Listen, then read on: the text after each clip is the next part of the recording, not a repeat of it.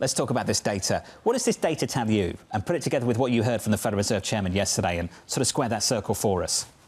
This is, of course, one data point. The fact that the claims number went up is something to keep an eye on, because typically when you tend to see a deterioration in the employment picture, you tend to see that led by initial jobless claims. It tends to be a leading indicator. But that said, again, one data point doesn't make a trend.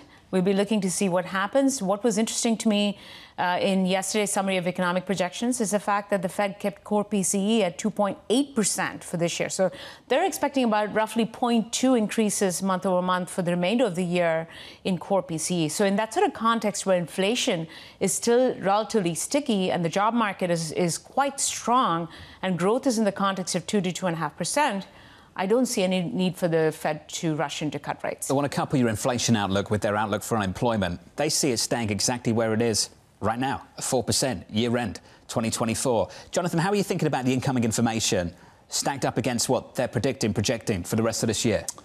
Well, that was actually a big reason we went from Team September to Team December. I mean, we were actually forecasting an increase in initial jobless claims today to 235.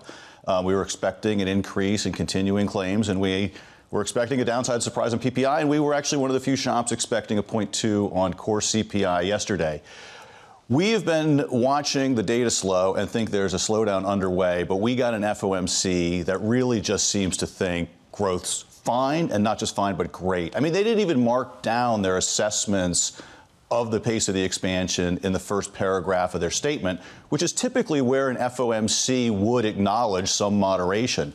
But they seem extremely comfortable with the current stance of policy. They feel like, the labor market is still healthy. I mean, I will agree that is one place where if it does roll over rather quickly, they might respond. But it really looked to us like an FOMC that seems very comfortable waiting and without a lot of urgency to start dialing back restrictiveness.